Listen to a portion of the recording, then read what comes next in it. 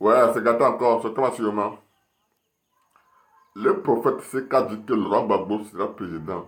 Donc, je vous laisse regarder la vidéo par vous-même. J'ai suivi que le nom de Laurent Gbagbo n'est pas dans la liste électorale. Les partisans de Alassane Ouattara sont tellement contents parce qu'ils se disent que comme on n'a pas mis son nom, il n'est pas président de la République. Je suis content parce que je sais que Dieu est un Dieu bizarre. Parfois, ce qui arrive aux autres, ce que les autres voient, ce n'est pas la même chose que Dieu voit. La voix de l'homme n'est pas la voix de Dieu. Ce n'est pas ta qualification qui te donne la position, mais c'est la grâce de Dieu qui nous permet d'obtenir des positions que Dieu nous donne. J'ai entendu que Laurent Gbagbo n'est pas dans la liste et plusieurs personnes sont en train de jubiler par rapport à cela. Mais je vais vous dire, le président Laurent Gbagbo, c'est le président de la République de la Côte d'Ivoire en 2025. Je ne sais pas comment ça va se passer, mais je répète encore toujours mes annonces et je vous le dis par la grâce de Dieu. Dieu va le positionner et Dieu va l'établir dans le nom puissant de Jésus-Christ de Nazareth. C'est le prophète Augustin Seka depuis le Cameroun. Vous voulez vous croire, vous voulez ou ne croyez pas. Mais la seule chose que je veux, envoyer ce message à ceux qui sont en train de se moquer du président Laurent Gbagbo en disant qu'il n'est pas président. Envoyez-leur ce message, dites-leur que quoi que son nom n'est pas dans la liste, ça n'empêche qu'il sera le président de la République par la grâce de Dieu en 2025 en Côte d'Ivoire. Je suis le prophète Augustin Seka depuis le Cameroun. Pour remettre Laurent Gbagbo dans le jeu politique. Alors, elle dit ceci, que lorsque la Côte d'Ivoire, eux, ils ne disent pas que leur régime, hein, c'est-à-dire que la bande et les militants du FPI, elle ne dit pas que lorsque notre régime a été attaqué, nous avons pris des lois d'amnistie afin d'apaiser les choses pour, bien évidemment, aller à la réconciliation. Madame Simone Ivé, nous allons vous faire la VAR aujourd'hui de votre discours à Boaké et nous allons vous parler aussi du code électoral, c'est très important. Donc, partagez, tapotez. YouTube, si vous êtes là. YouTube, si vous êtes là, c'est à cause de vous, je suis en train de retarder un peu. Si vous êtes là, mettez des commentaires et TikTok, tapotez, on va aller rapidement. J'attends que YouTube me fasse signe parce que souvent, j'ai l'impression que nous sommes en direct là-bas et puis les gens ne voient pas la vidéo. Je suis obligé de retélécharger et puis remettre la vidéo encore en place. Voilà, YouTube, ils sont là. Oui, c'est bien. Alors, au risque de me répéter, j'ai dit, nous allons répondre à Mme Simone Yves Gbagbo, comme de la manière on a répondu à M. Dano Sébastien hier. Et nous allons encore approfondir notre réponse à Mme Simone Yves, comme celle de M. Dano Sébastien. Alors, partagez dans toutes les plateformes et allez-y, partagez dans toutes les plateformes. N'oubliez pas, tapoter, liker, c'est très important. YouTube, quand vous vous connectez, likez en même temps, c'est très important. Voilà, likez, mettez les likes, les pouces, tout ça là. Vous avez vu que le nombre de YouTube, depuis que j'ai commencé à faire live en direct sur YouTube, le nombre des abonnés ont commencé à grimper parce que je ne faisais pas de live au départ sur YouTube. Donc voilà, aujourd'hui, ça commence à aller. C'est bien. Donc, allez-y, partagez. Partagez le direct, partagez. Partagez. Aïe, à partager. Partagez. Voilà, YouTube. Mettez les pouces. Voilà. Force à toi, Koyaratia. Oui, c'est bien. N'oubliez pas de mettre les likes. Hein. On va aller rapidement. Voilà. Je me représente encore à vous. Pour tous ceux qui me prennent pour la première fois, c'est votre humble serviteur, Ladi Chérif, militant RDR depuis les années 96-97, aujourd'hui activiste militant RHDP. Et je suis fier. Ce soir, nous allons parler de Mme Simone Yves avec la coalition non violente. Pourquoi je ne m'acharne pas trop sur leur coalition? Parce que pour moi, ça c'est ma vision. Hein. C'est ma manière de penser. Je me dis jusqu'à preuve du contraire, c'est la coalition non violente. C'est la coalition qui, bien évidemment, n'a pas encore mis en exergue leur projet de déstabilisation. Surtout, Chakadian, il a dit même dans son entretien sur France 24, où il alertait encore sur ceux qui veulent déstabiliser le pays. Bon, les gens n'ont pas fait attention. Bon, je respecte l'avis de tout le monde. Hein. Nos gars n'ont pas fait trop attention. Ils ont plutôt parlé beaucoup de sa nationalité, etc. Donc, je vais revenir un peu en brief dessus. Pour moi, jusqu'à preuve du contraire, ça c'est ma conception, c'est ma vision, c'est mon analyse. Jusqu'à preuve du contraire, Charadia n'est pas encore entré dans la coalition des vauriens là.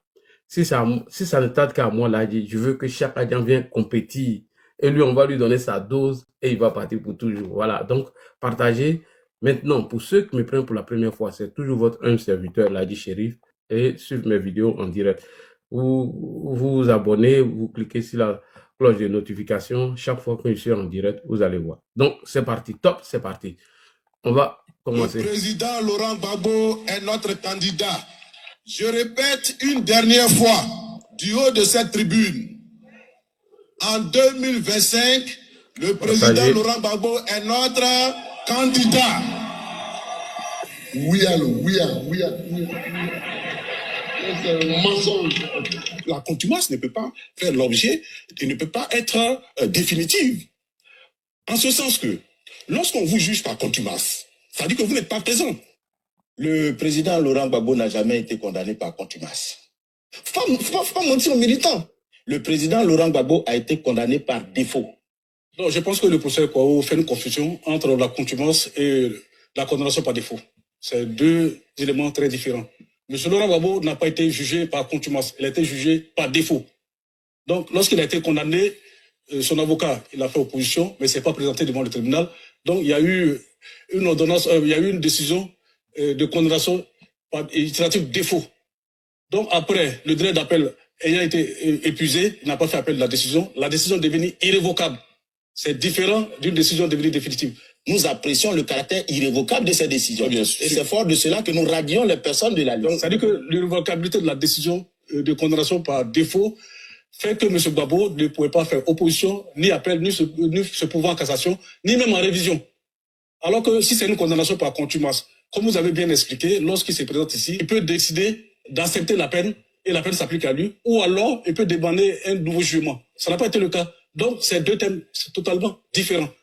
Donc, à partir du moment où M. Gbagbo a été condamné par défaut et que la décision est devenue irrévocable, il n'avait aucun moyen de recours.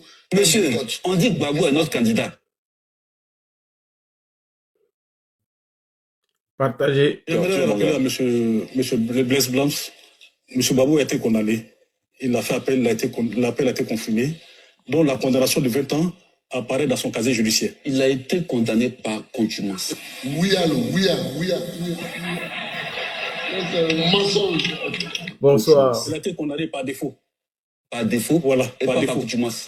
Non, pas par contumace, par défaut. Le président Laurent Gbagbo n'a jamais été condamné par contumace. Ça veut dire qu'il n'y a plus de voie de recours qui s'impose à lui. Les militants de oui, d'accord. Ils peuvent avoir de la tromperie encore en 2025. Très bien. Il ne peut pas être candidat. Il est.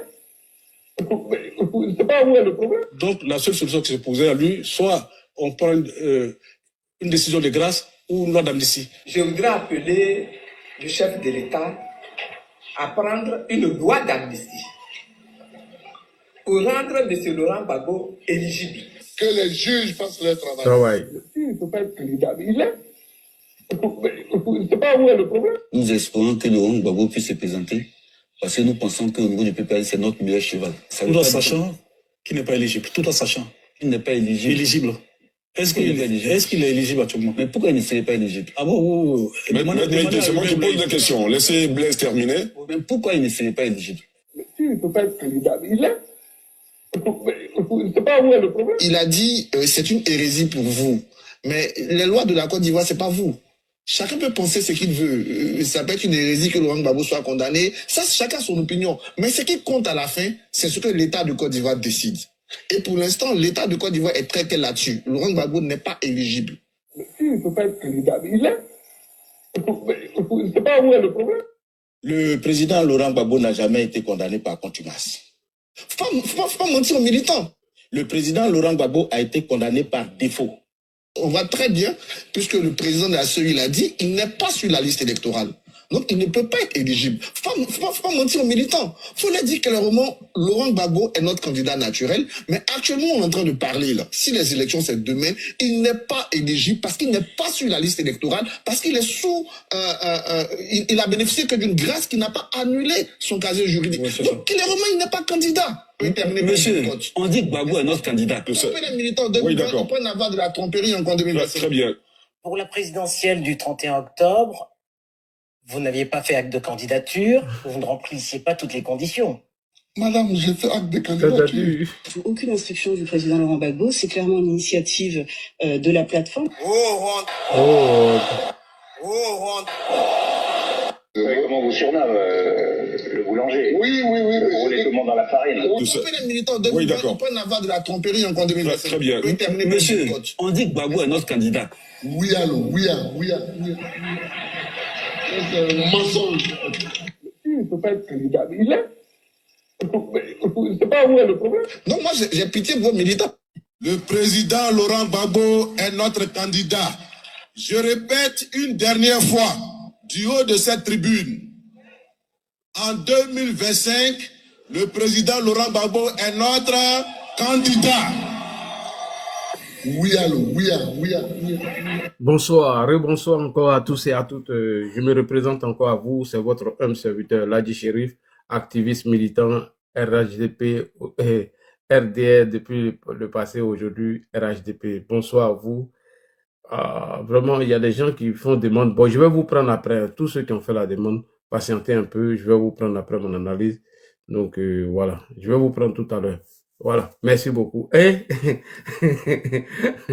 il y a un programme, il y a un programme qui a été m'insulter. Mon frère, il faut avoir le cardio. Chez nous aussi, on dit qu'il faut avoir le cardio. Alors, je vais commencer par Chaka Dian, dit Tidiane Thiam. Salut à toi, Tiang le Dozo. On a écouté Chaka Dian sur France 24. J'ai trouvé que ce monsieur était un peu incohérent. Moi, la seule partie qui a attiré mon attention, c'est le fait qu'il dit qu'il donne des avertissements à l'État de Côte d'Ivoire de faire très attention par rapport à ce qui se préparait. Donc, lui, c'est sa part qu'il est en train de faire pour prévenir du danger qui peut arriver d'un moment à l'autre. Et souvenez-vous que Chaka Dian avait attiré l'attention du gouvernement par rapport à ce que l'opposition pro-Gbagbo sont en train de préparer. Il dit qu'ils veulent profiter d'une contestation électorale, soit disant qu'ils leur fait un 4e mandat, et suite à ce bruit, ils veulent mettre en place leur stratégie de déstabilisation. Lui, il dénonce cela. Il a dit ça au cours d'un meeting, donc il est venu confirmer ici, sinon le reste, bon, moi ça m'intéresse pas, le reste, ça m'intéresse pas. Quand il dit que oui, il a des frères qui ont été ministres en Côte d'Ivoire. Il a cité le nom de ses frères qui sont ivoiriens. Mais oui, ceux-là, ils n'ont pas demandé de faire allégeance à la France. Ils n'ont pas changé de nationalité. Ils ont gardé leur nationalité, monsieur Chaka Dian. Donc, faut arrêter de dire des conneries, des bêtises. Et Chaka Dian dit que sa vie est menacée. Mais Chaka Dian, faut arrêter les conneries comme ça. Moi, j'aime pas ça. Vous avez déjà vu un leader de parti politique que sa vie est menacée et ce dernier va pas à la gendarmerie ni à la police pour, bien évidemment, porter plainte contre les gens qui décident de le menacer physiquement. Mais c'est des numéros, c'est des messages qu'on t'envoie, M. Chaka Dian. C'est à partir d'un téléphone.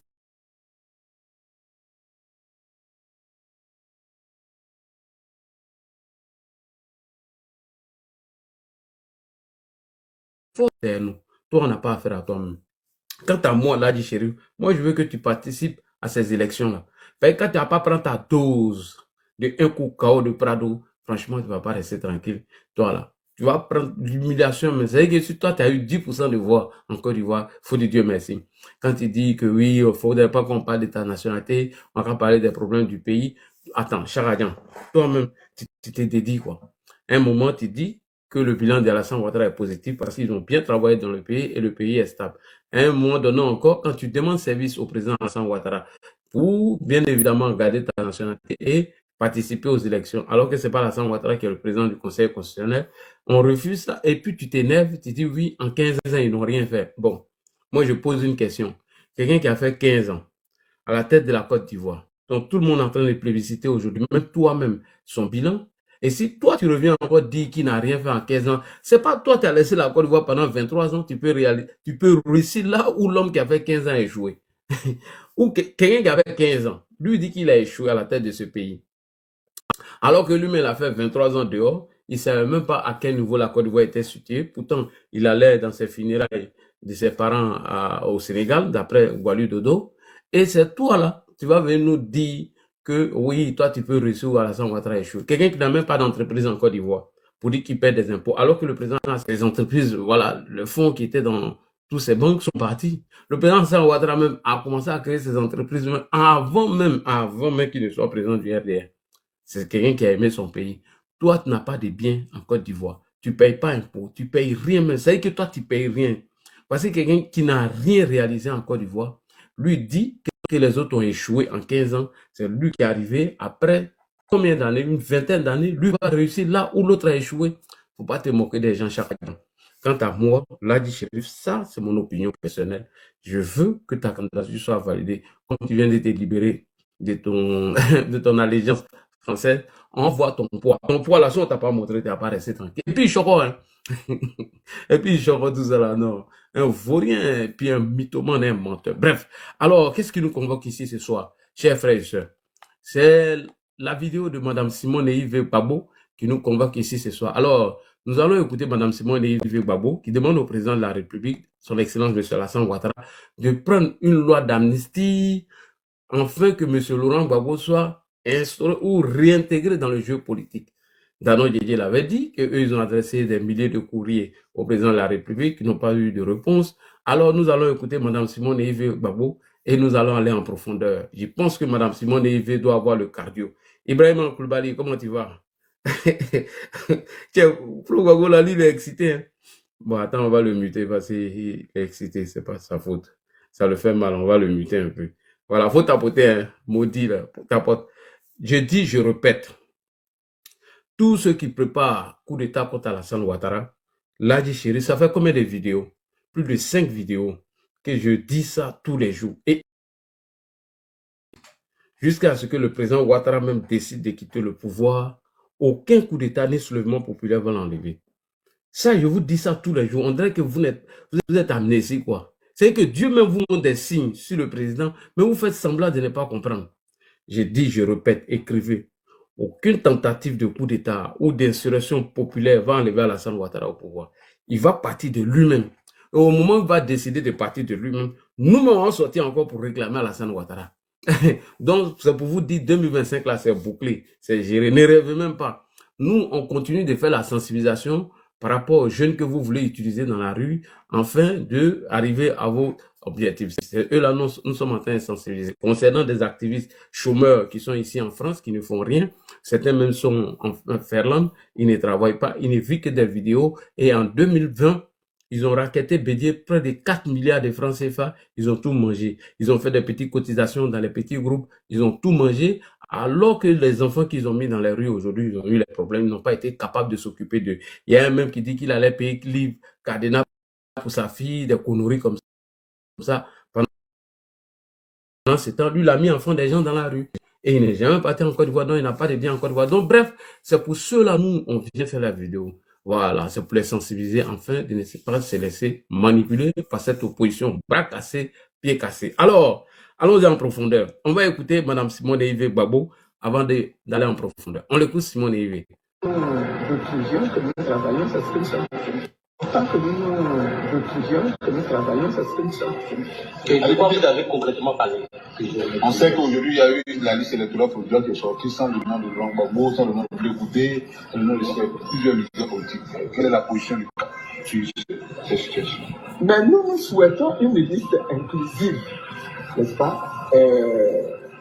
Et le problème de Blé Goudé, le problème de Laurent Gbagbo sont des problèmes qui sont posés depuis 2020 et qui ne sont pas encore résolus. Ces questions-là, il faut bien que le gouvernement s'asseye, que le chef de l'État prenne la décision de régler ces problèmes. C'est un problème qui ne peut se régler qu'avec l'adoption d'une loi d'amnistie. Et il faut que cette loi d'amnistie-là soit prise. À l'époque où nous étions en guerre, où le problème qui était posé, c'était le grand problème de l'attaque du pays par une équipe rebelle armée qui est venue, qui a détruit des populations civiles, il était important de créer quand même l'entente au niveau du pays pour gérer le conflit qu'il y avait. Mais à cette époque-là, le président Gbagbo n'a pas hésité à faire adopter une loi d'amnistie pour que la nation pardonne cette agression armée du pays. Aujourd'hui, il faut que cette même décision soit prise. Et là-dessus, là, nous estimons, nous le disons depuis 2020 d'ailleurs, que la seule solution, c'est que le président de la République fasse adopter une loi d'amnistie par l'Assemblée nationale pour que toutes ces personnalités-là soient réinscrites sur les listes électorales. Tant que nous retrouvions Ok, que nous vous travaillons. venez d'écouter Mme Simone Yves Gbagbo. Elle dit, lorsque le pays a été attaqué par des rebelles, M. Laurent Gbagbo a pris une loi d'amnistie afin que la nation pardonne ses pays et ses fils. Alors, on va aller sur deux volets. Premier volet, la loi d'amnistie, le respect de la loi. Deuxième volet, l'attaque du pays et la responsabilité. Parce que quand vous écoutez Mme Simone Yves Gbagbo, je vais lui rappeler l'un de ses discours en 2023 où elle a parlé de la responsabilité de leur parti politique qui gérait la Côte d'Ivoire. Voilà. Comme tu as parlé de l'attaque du pays, on va parler de ça. Et on va parler de la loi d'amnistie que M. Laurent Gbagbo a pris entre guillemets pour ces soi-disant rebelles. Et vous allez voir que dans la loi d'amnistie de M. Laurent Gbagbo, il y a un article qui était dedans, l'article 3, que nous allons insister dessus, puisque la dame, la journaliste, quand elle faisait lecture de cette loi d'amnistie, où elle s'est appuyée sur l'article 4, Laurent Gbagbo a insisté sur l'article 3 de la loi d'amnistie qu'il a pris. Et vous allez voir que c'était du fanfaronnage, c'était de la poudre de perlimpinpin dans les yeux des gens. Et c'était de la manipulation et c'était un mensonge dont nous allons utiliser cet article 3 de la loi d'amnistie dont M. Laurent Gbagbo a pris en faveur de ces gens-là. Et vous allez écouter le contenu de cette loi d'amnistie. Et on va leur poser la question, est-ce que le président de la République, Alassane Ouattara, n'a-t-il pas le droit aussi de prendre aussi une loi d'amnistie où ceux qui étaient en procès en ce moment ne font pas partie. Vous allez comprendre la mauvaise foi de cette dame. Et on va parler de l'attaque du pays. Votre responsabilité là, on va montrer ça aux Ivoiriens. Ok, merci beaucoup. Allons-y. Que dit le code électoral à son article 3? Première question. Nous allons partir rapidement. Monsieur Koulibaly Kubier, que dit le code électoral à son article 3? C'est son article 4, pardon. Excusez-moi, l'article 4 du code électoral. Nous allons écouter le président de la CEI qui nous dit que le code électoral à son article 4 dit tous ceux qui sont frappés par l'indignité, vol, crime, etc., ne sont pas susceptibles d'être sur la liste électorale. Ils sont déchus et tous ceux qui sont déchus de leurs droits civiques et politiques ne doivent même pas être sur la liste électorale. Allons-y rapidement. On écoute Koulibaly Kubier Ibrahim. Dernier point, le président de la commission électorale a été très formel. Selon l'article 4 du code électoral ivoirien, selon l'article 4 du code électoral ivoirien, ne sont pas électeurs les individus frappés d'incapacité ou d'indignité. Les individus frappés d'incapacité et d'indignité. Si on veut aller même sur le cas de l'indignité, mais il a été indigne vis-à-vis de vous, Mme Simone Yves Gbagbo. Vous approuvez le comportement qu'il a eu vis-à-vis de vous? Quelqu'un qui s'assoit à Cocody, il dit que lorsque lui il était président de la République en Côte d'Ivoire et que sa femme, Nadi Bamba, elle avait son entreprise, lui n'avait pas de moyens, il vit des rangs viagers. Alors qu'il s'est retrouvé devant les juges de la CPI, où il dit que lui ne gouvernait pas avec sa famille, qu'il gouvernait pas avec sa famille, mais sa femme qu'il avait, qu'elle était députée d'Abobo. Qui était députée d'Abobo? C'est vous, non? Madame Simone Yves Gbagbo. Donc Gbagbo avait deux femmes. Tu vois, madame, il faut faire très attention lorsque vous défendez ce monsieur. Si vous dites c'est faux, il fait sortir ses vidéos. Donc, on continue. Le code électoral dit que peuvent s'inscrire sur la liste électorale l'Ivoirien. Majeur. Jouissant de ses droits civils et politiques. Et n'étant dans aucun des cas d'incapacité ou d'indignité. Les cas d'incapacité ou d'indignité résultent de condamnation pour crime. Les cas d'incapacité et d'indignité résultent pour délit, crime. Incapacité ou d'indignité résultent de condamnation pour crime, pour délit, qui ne sont pas assortis du sursis. Les délits tels que le vol, l'abus de confiance, le détournement des deniers publics, les attentats aux mœurs, etc., etc. Et toute personne déchue de ses droits par les autorités juridictionnelles. En résumé, pour être radié de la liste électorale, il faut que tu sois condamné pour crime, ou pour délit, ne pas jouir de ses droits civils et politiques, et puis être décédé. Voilà les 3 cas qui justifient la radiation des citoyens et la liste électorale. Merci beaucoup. Et le code électoral est clair, Madame Simone Veil, pour vol, détournement de fonds, abus de confiance et indignité. Tous ceux qui se retrouvent dans ce groupe sont déchus de leurs droits civiques et politiques et ils ne peuvent pas être inscrits sur la liste électorale. Pourquoi vous demandez au président de la République, son Excellence Alassane Ouattara, de violer le code électoral à son article 4, Madame Simone Veil? Pourtant, votre mari a dit que nos lois qui sont faites, qu'on doit les respecter, Madame Simone Veil. C'est Laurent Gbagbo, le boulanger, le ciplou, le boulanger de maman, qui nous dit que lorsque nous-mêmes nous adoptons des lois, il faut qu'on les respecte. Donc, vous dites que le président Alassane Ouattara n'a qu'à violer le code électoral à son article 4, afin que M. Laurent Gbagbo soit inscrit sur la liste électorale, alors que lui-même Gbagbo dit que les lois que nous votons entre nous-mêmes, les lois que nous adoptons, on doit être capable de les respecter. Madame Simone Veil, il y a une contradiction. Votre mari dit de ne pas respecter. Jusqu'à la preuve du contraire, moi je le considère comme votre mari. Parce que même si Nadia est ma grande soeur, je sais qu'elle a fait un marque à taper, moi je ne suis pas d'accord. Donc, Madame Simone Veil, il y a une contradiction. Nous allons écouter votre mari. Monsieur Laurent Gbagbo, votre femme, Simone Veil Gbagbo, dit que le président Alassane Ouattara doit s'appliquer afin de violer le code électoral à son article 4, tout simplement parce que vous, lorsque le pays a été attaqué, dont vous n'avez pas respecté l'article 34 de la Constitution de la Deuxième République, vous n'avez pas respecté. Hein. On va venir dessus, Madame Simone. On va aller sur l'attaque du pays. On va voir si vous-même vous avez respecté cette loi aussi, l'article 34 de la Constitution, où vous avez failli à cette mission, on va revenir dessus. Donc, bien évidemment, on va reposer la question à votre mari, Monsieur Laurent Gbagbo. Gbagbo, moi, je t'appelle mari de Simone. Tu veux ou tu veux pas, ça, c'est ton problème là-bas. C'est pas basé sur le fait de Nassidi que je vais changer les choses.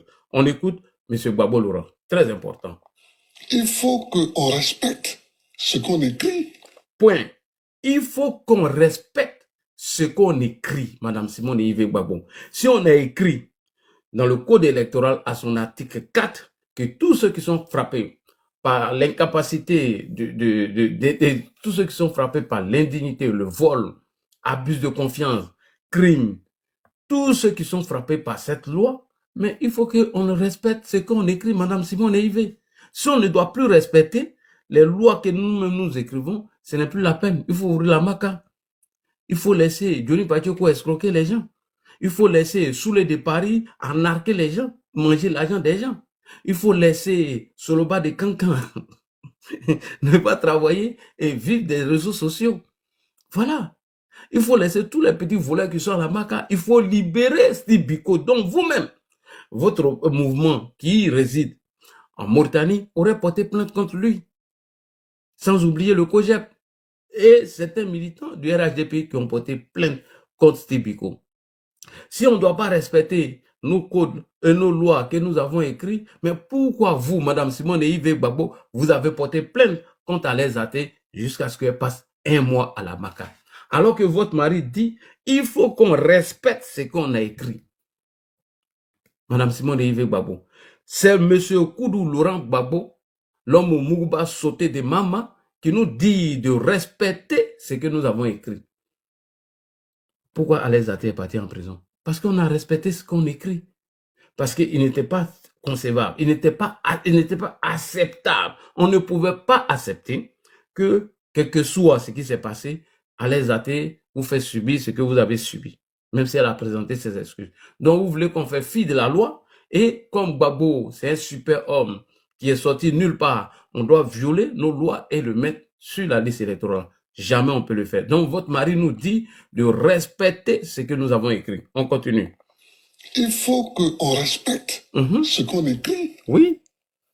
Il faut qu'on respecte ce qu'on dit. Voilà. Dès l'instant où, dans une société, oui, les textes de loi, dès l'instant, dans une société, les textes de loi